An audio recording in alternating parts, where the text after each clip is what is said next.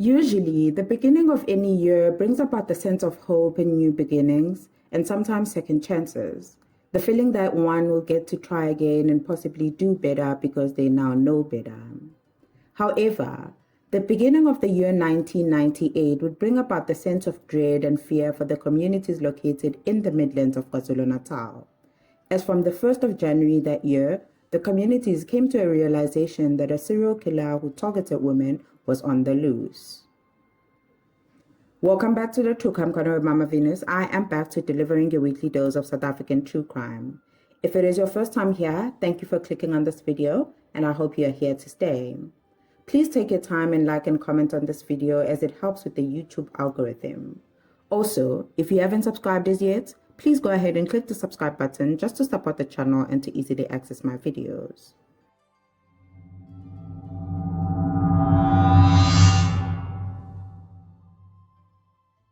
Today, we are going to be talking about the unsolved murders of at least 13 women in the Pietermaritzburg area between 1997 and 2001. These murders are suspected to have been committed by a person the police call the Sleepy Hollow Killer or the Panty Strangler. Okay, let's begin with the story. On the 1st of January 1998, the body of a woman by the name of Nomusa Dlomo was discovered at an area called Mkondeni in Pietermaritzburg. This is located not too far from the N3 highway. She was found sexually brutalized and then strangled with her own underwear. This news and this discovery sent shockwaves across the small community of Mkondeni because even though it wasn't clear who had done it, women began to question their safety in that society. The manner in which Nomusa had been murdered also, and how she was found, attracted detectives who are trained in the work of serial killers. It turns out, Nomusa's body wasn't the first deceased body to be discovered around the Pietermaritzburg area. The police had discovered several bodies of unidentified women who were murdered using the same modus operandi from September the previous year, that is 1997. It isn't exactly clear how many of those women had been discovered before Nomusa and as to why their cases had never received any urgent attention. I mean, if 2 or 3 bodies of women are being discovered sexually assaulted and strangled with underwear, wouldn't that cause any suspicion to the police? Especially because the late 90s were a time where serial killing was booming in South Africa. The likes of Moses Sithole, the ABC killer, Cedric Make, the Wema Pen killer, Sipho Twala, the Phoenix Strangler, had been or were in the news for their crimes at the time. So I would assume law enforcement in the whole of South Africa would have been on the lookout for those kind of crimes. Unless, though, the bodies were being discovered in different areas and the cases were being handled by different police stations. For example, what happened with the Lazarus Mazingane case, where it took time to trace his steps because even though he was committing his crimes within Johannesburg, but the cases were being handled by different police stations in Johannesburg.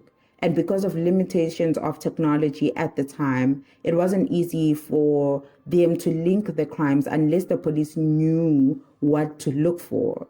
It could have been the case here, but I mean, I'm not entirely sure. Once the detectives who are trained in the work of serial killers got involved, a task team was formed. However, the killer hadn't stopped hunting women. By mid-1998, 13 deceased bodies of women had been discovered in the Pietermaritzburg area. In May 1998, the deceased body of Preeti Shelembe was discovered near Umkomas River in Bulwer, and in June 1998, Adrina Mbogazi was also found in Howick near Pietermaritzburg. Just like Nomusa, they had both been sexually assaulted and strangled with their own underwear. Out of the 13 women found, only Nomusa, Preeti, and Adrina were identified. The 10 other victims are said to have never been identified. All the unidentified women had been buried in different cemeteries within Pietermaritzburg. Some were buried in Mountain Rise Cemetery and some in Popomeni Cemetery. The investigation seemed to die down between 1998 and 2000, and it was only in 2001 that the authorities launched an inquest into these murders. The inquest resulted in the exhumation of about 7 corpses of the victims, and this was done as an attempt to possibly develop identikits of the women. At this point, technology had advanced a little, so police wanted to reconstruct their faces from the skulls. It is said that pictures were taken of the reconstruction, but they have never been released to the media for publication. For me, I find this part quite strange because I feel like releasing the pictures might have helped in speeding up the identification process, unless releasing the reconstructed pictures might have perhaps hindered the investigation somehow, but I really don't see how. I just low-key suspect that no pictures were ever taken. Maybe the facial reconstruction failed somehow, and the police just went mum about it. After this whole hoo-ha about facial reconstruction, the whole investigation on the Sleepy Hollow killer went completely silent for years. Then, in 2007, a total of 3 deceased bodies of women were discovered in the vicinity of the N3 highway in Pietermaritzburg. In February 2007, an unidentified body of a young woman was discovered behind the M.L. Sultan Secondary School. She had been strangled to death with her own underwear. Then in June the same year, another body of an unidentified young woman was discovered near Liberty Mall in Pietermaritzburg. Then in October 2007, another body of an unidentified young woman was discovered between Hilton and Pietermaritzburg Drive. These murders were eerily similar to the Sleepy Hollow murders, with just one exception though. These women were burnt beyond recognition. In light of these discoveries, in November 2007, the South African Police Force sent a top psychologist from the SAPS Investigative Psychology Unit in Pretoria. This psychologist is said to have been sent to assess if maybe a serial killer was at work in this area. And after examining the 3 cases, the expert is said to have found it likely that a serial killer was at work and recommended that a task team should be put together to investigate these murders and any other similar murders that have occurred in the years leading up to 2007. We are now in 2023. I'm not sure if any of those recommendations were acted upon or not. The discovery of the 2007 victims raised a lot of questions about the Sleepy Hollow murders investigation, and this is justified because there were major similarities between these murders and the late 90s murders. The location of the bodies near the N3 and the manner of death being strangled with their own underwear. The only difference between the Sleepy Hollow murders and the latest murders was that the victims were burnt beyond recognition. This major difference can easily be explained by the fact that serial killers sometimes change their MO to adapt to circumstances and the environment in general. For example, the fact that the earlier murders were plastered on newspapers might have made him want to cover up his tracks a bit more carefully this time. But all in all, serial killers never really stop killing unless they die. So the Sleepy Hollow murders in the 90s and the 2007 murders could have been committed by the same person, just that they chose to burn their victims this time because it makes it very difficult to identify them. Maybe he knew that if one or all of the victims are identified, this will most likely lead to his capture. But I don't know. When questioned about the Sleepy Hollow murders investigation, the head of KZN's organized crime at the time said that the investigation never really stopped completely. Talking to the newspaper, The Witness, he said, I quote, "I cannot say whether or not that the investigation was in fact closed or not. It is so that sometimes investigations reach a dead end, but if new leads come to light, we will continue again." Close quote. To me, that sounds a lot like giving up or abandoning the case, but what do I know?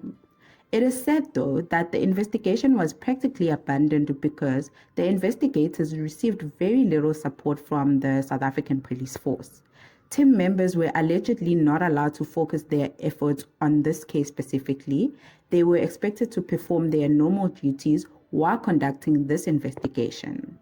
Now, I am not sure how investigations within the police force work, but I would assume that this would have been classified as one of the high-profile cases at the time, given that 13 women had been brutally murdered. So people working on the case should have been focusing solely on it. Even if Pietermaritzburg police stations didn't have the capacity, the South African police force should have made other plans and deployed other officers from other areas. Further, on the lack of support, it said that transportation to follow leads was very limited for the team. I'm not sure if there was a shortage of police vans in that particular station or stations. Either way, I felt like a plan should have been made, 13 people who were daughters, sisters, and possibly mothers had been murdered at this point. Until today, both the Sleepy Hollow murders and the 2007 murders have never been solved. There was an arrest made in January 2008 where a 32-year-old man had been arrested for a murder of a 30-year-old woman in Curry's Post near Howick. The woman's body was discovered in a forest by a person who was passing by. She was partially naked with a belt tying her legs and hands, and she had open wounds to her head. Initially, this manner of death attracted attention from the police because they thought it's the Sleepy Hollow killer striking again. But upon further investigations, this murder proved to be an isolated event and the suspect was not linked to both the 2007 murders and the Sleepy Hollow murders. So from then, the case has been left hanging. This case has left me with a lot of unanswered questions, like who is the Sleepy Hollow killer? Is he responsible for the 2007 murders as well, or we have a copycat in town? Who are the unidentified 11 victims of the Sleepy Hollow killer? What about the 2007 victims? Whatever happened to the facial reconstruction project in 2001? These are some of the questions we will most likely never get answers to.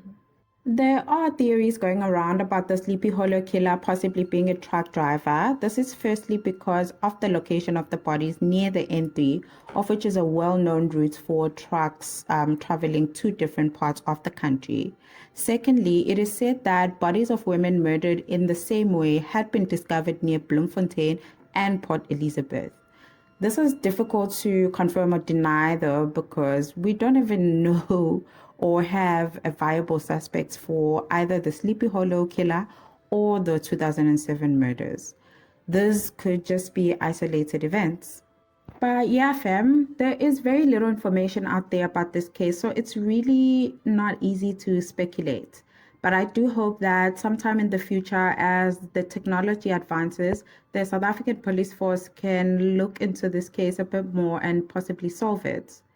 My heart does go out to the victims' families, both the identified and the unidentified. I hope they get the closure they deserve one day. Okay, guys, this is where we ended with this week's case. Thank you so much for clicking on this video. Please let me know any of your thoughts and opinions on the comment section below. Please don't forget to like and share this video and subscribe if you haven't. Have a great week, guys. See you on the next video. Bye.